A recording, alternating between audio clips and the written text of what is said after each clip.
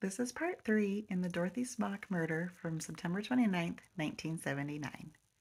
The next two suspicious persons in the Dorothy Smock case file are none other than her husband, Jim Smock, and his former wife, Laura Smock. 2 days after Dorothy's murder, the police were given a tip that someone at the nearby Social Security office had seen a blue Chevy pickup with a white camper shell parked outside the Solar Energy office around 11 a.m. on September 29th. Police noted that Mr. Smock drove a similar pickup with a white camper shell on it. They brought him in for an interview to account for his whereabouts. Jim restated that he was at work during the day until about 2 p.m. After work, he gassed up his truck, went home to shower, went to church from about 4:15 to 6 o'clock in the evening, went back home, and then back to church at 7 p.m., where he was supposed to meet Dorothy.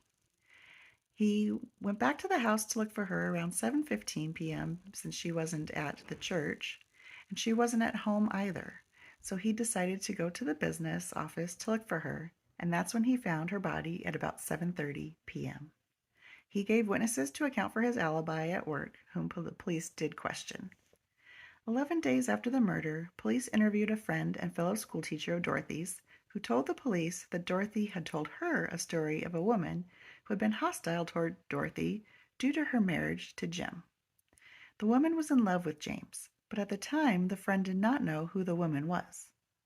4 months later, in February of 1980, Dorothy's friend came back to police stating that the Smock home had been burglarized and that it was done by James's ex-wife, who was mentally disturbed and residing in an institution.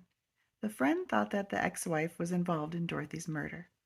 The friend went on to say that she had heard from one of James's co-workers that James was glad that Dorothy was dead because now he wouldn't have to sneak around.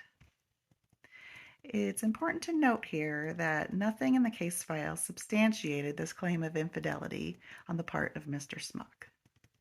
However, investigators went straight to the Smock residence to interview James again. When asked about his ex-wife, James stated that Laura was currently in the Arizona State Hospital as a mental patient.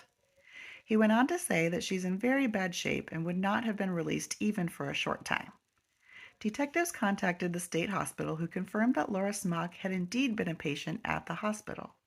She was released before the murder and was residing at a boarding home in Phoenix.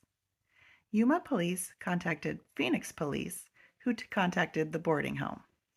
The boarding home confirmed that Laura was living there, but they did not keep records, so it was difficult to pinpoint if Laura was in fact at the home on the day of the murder. Detectives contacted the county attorney to subpoena hospital records. Detectives were going to travel to Phoenix to investigate Laura more thoroughly after the records had been received, but I was unable to determine from the paperwork that I received if this happened or not. It does not appear that she was a suspect in this case, and Laura Smock died just a few years later in 1986. Mr. Smock passed away in 2003, and in 2007, Mr. Smock's prints were compared to the prints found on the duct tape, but they were not a match. Both Jim and Laura Smock have been cleared as murder suspects. This case still remains unsolved. If you have any information regarding the Dorothy Smock murder, please contact the Yuma Police.